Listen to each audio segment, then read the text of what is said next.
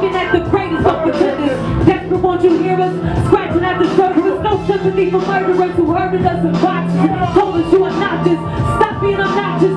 Tone down, blend in, you stand out. Looking for the light now, right now. Later is a fantasy, a casualty of time. Cause it never waits. You want the glory, don't hesitate. Yo, and don't hesitate. It's the great escape. No, it's never late, never too soon. Just bloom. Dead in Hip Hop indie interview. We here with the wonderful, wonderful Boog Brown. From my hometown, of course, Detroit. What up, though? You know what I'm saying? You know what I'm saying? Too wonderful, man. Yeah. That is. Double that up, huh? That's right. That's right. The wonderful, wonderful lover. Yes, wonderful Boog Brown. What's up, man? How you feeling with the new album coming out? Late Bloom. What? What'd you call it? Oh, I thought you said late bloom. I was like, no, Late Bloom. Yes, okay. No, I feel great about it. I'm really excited. It's something that I love. It's a project that I feel passionate about. Shit, it's awesome. And the art is awesome, and all of that shit is awesome. Like, what inspired you for the title? Like, why the Late Bloom? Because I am a late bloomer of sorts. You know what I mean? Some people know exactly what they want to do when they grow up. I had no idea. I ain't started rapping until I was 23, 24, something like that. So I'm not much older than that.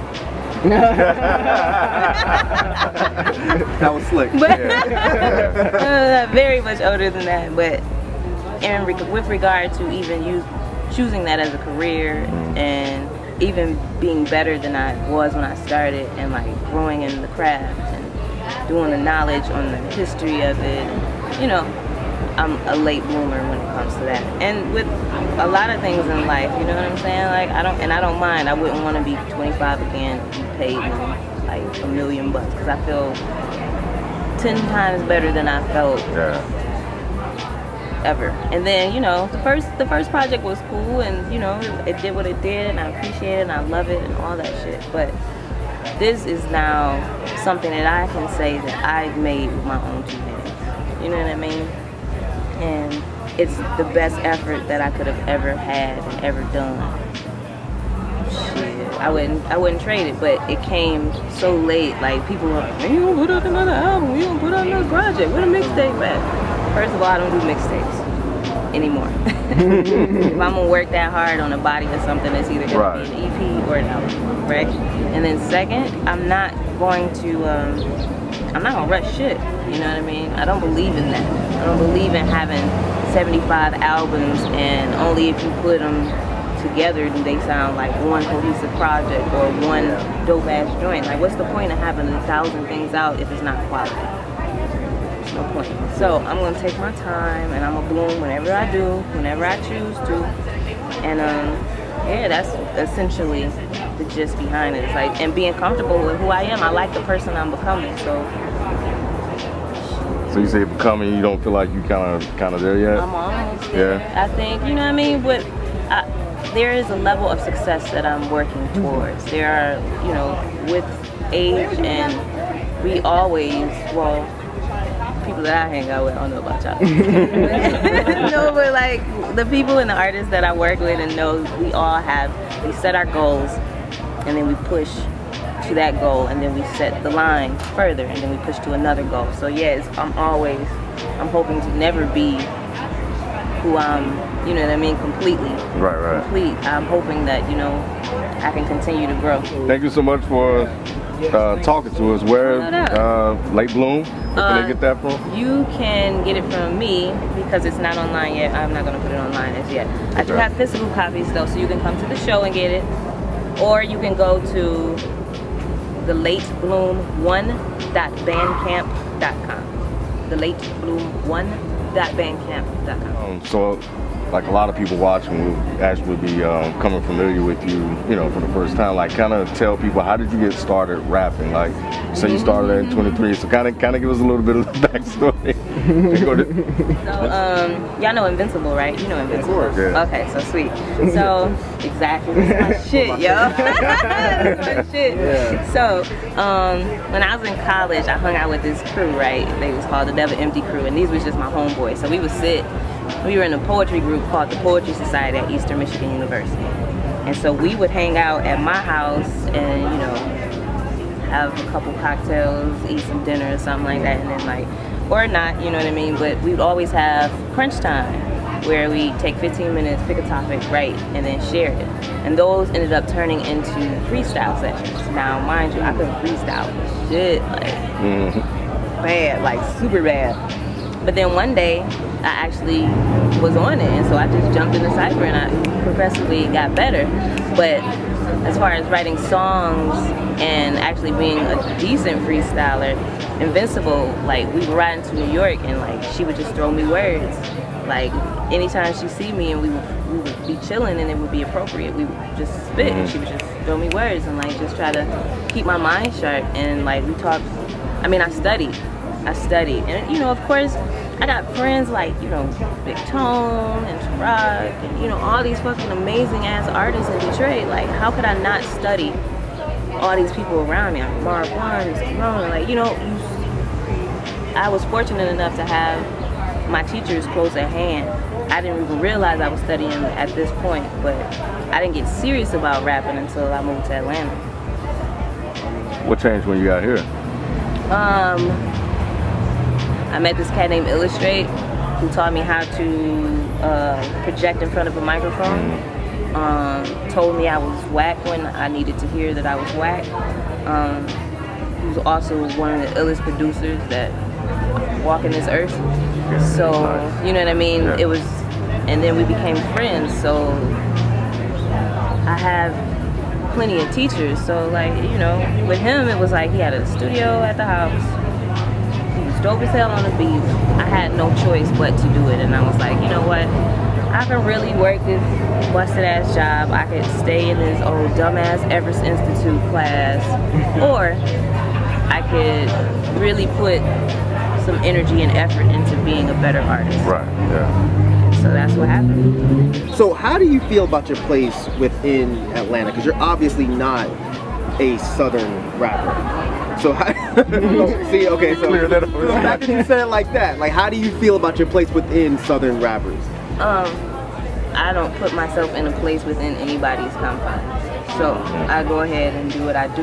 It's well known that I'm from Detroit. I spit like a Detroit MC. I spit like, I sound like my hometown because that's where I studied and that's what I love. No diss, you know what I mean? Because, you know, by all standards, you could say Clandestine are Southern hip hop, just considering where geographically where we are, but they don't sound like that. So, you know what I mean? That's kind of what I meant. Yeah. It's kind of right.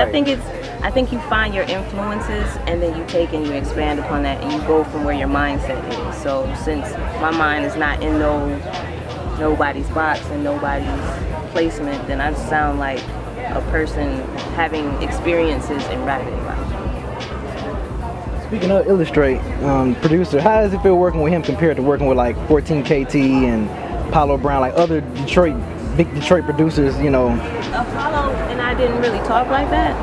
We like it was more kind of text, kind of telephone, kind of internet. So I didn't really know him. But KT's been my homeboy for years. So, you know what I mean? Like, it was like working with him is very much like working with Illustrate because these are my friends and these are people that I respect, that I'm a fan of first.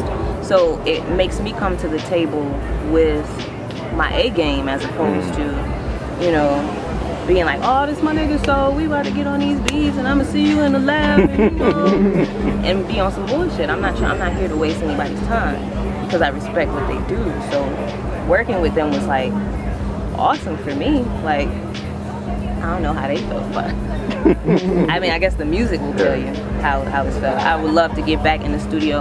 I haven't been in the lab actually with KT since I did my very, very first joint called Extended Play that nobody, I hope, has ever heard because this shit is super whack.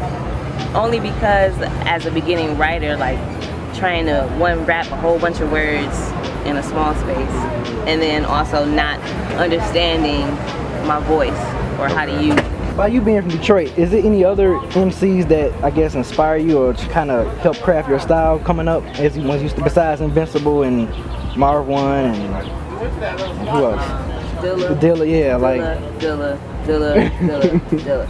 and Dilla. No, but like Slum is like,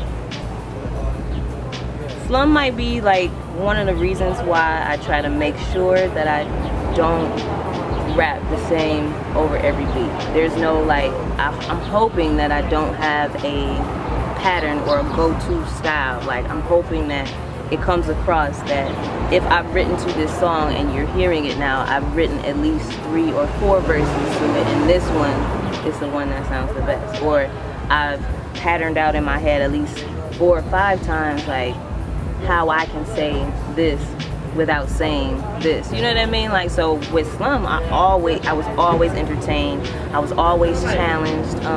Let's see, Ekundayo, I don't know if you guys know him, he's a local artist. He'll be here tonight as well. His patterns, I'm inspired by the way he's able to keep me interested in listening to the rest of the song. And Joe D, the producer I was telling y'all about that's working on the label, that motherfucker is out cold. He's also one of those people, like I wanna be challenged to want to actually listen to, you know, the songs and shit. Like I listen to local artists. Like you can't tell me that Yamin is not one of the dopest MCs out. You can't, and I'm not saying that because that nigga's sitting close by. I'm saying it because like when I first got here and I wasn't really as confident, I would see Clandestine and I would be like, shit, that motherfucker DT is out. Fuck, that nigga Yamin's out. You know what I mean? Like, and just be completely inspired and re-inspired. Like with every project, with every new thing I hear, I'm continually inspired by these people. I'm more inspired by my peers than any of these niggas spitting like with long bread, you know what I mean? But yeah, my local family inspires me more than really anybody. I mean, of course Tarak, because that nigga is just a beast on the boards and with the lyrics. And Big Tone, so fucking slept on. But if you ever listen to like what he's saying and the way he says it, I mean, there's a lot of people I'm inspired by, but those to name them. Yeah. Put a lot of thought into your work. Yeah. I think you should. No, I mean, I'm just saying. No. You think? Because, you know, we have a lot of people that follow us, right? Right. That aspiring rappers, producers, et cetera, that think they could just get behind a mic and do some shit. They don't hear people often saying that, you know, I sit down and I think about what I want to do. And I think that's dope that for those that watch us that want to do something, that they're actually hearing somebody that we fuck with saying that I don't just get behind a mic or I just don't pick up a pen and just start writing shit. No, because I want you to listen to the song and then I want you to listen to it again and then I want you to listen to it that third time and be like, oh fuck, she said that? right. That's what I want, because that's how I feel when I hear something that I'm inspired by. I might listen to that shit 20 times and then not hear it again for months and be like, oh, fuck, that's what they said. You know what I mean? That's that's how you build a fan base. That's how you build a legacy. That's how you make your shit have legs. That's why people around the world fuck with you. You know what I'm saying? So you were talking about labels and also talking about not being put into a box. And I want to ask you about a term that seems to be getting really popular.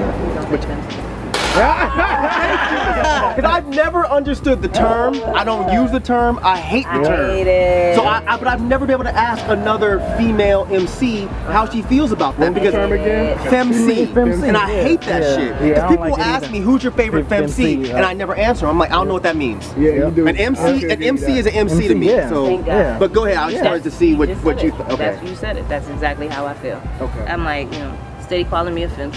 And you know I'm never empty. Keep it moving, please. No one likes blue, right? So I hate that shit because it's like I don't ever hear somebody say Big Daddy Kane is dope for a male MC. Right. So it's like either you are or you aren't. And if you aren't, then don't call yourself an MC. And bitches, if you want to like be accepted in a situation, you cannot isolate yourself from said situation and then still want to be like, oh, I'm equal. No, either you are or you aren't. Not you. I don't. That's why I be straying away from doing like, I'm all for female empowerment. I love my vagina. I love being a woman. It's really great for, especially for me. You know what I mean? Everything's. I'm a woman. I know it, and it's awesome. But I don't. When I'm on the mic, I am an MC. I'm a performer. I am an entertainer. When I'm pen to pad, I am a writer. Like, you know what I'm saying? Like, this has nothing to do with my gender. This has to do with the fact that I'm great at it. I know that I'm great at it, and I will not let you minimalize that by saying, damn, she's dope for a girl. Thank you. Yep. Fuck that. Fuck that. I think that is a cop-out. I think most of the time it's some old bum-ass nigga who can't rap for shit, mad because I can rap better than you. You don't have to get over that. Like, it's safe to say, like, you're an indie artist, right? Mm-hmm. Okay, so, like, how do you feel about being in that indie world? Do you have aspirations to be in the mainstream, or you just cool with being, like, indie? I'm cool with being successful. You know what I mean? There's a lot of labeling going around. I am content with being an indie artist. I'm content with being a touring artist. I don't, you know, that's where you make your bread anyways. Like, doing the tours, like, with iTunes and Amazon or whomever, you still have to pay to have your music distributed. You still have to come out of pocket for certain things. Indie in regards to, I want my bread to come directly to me.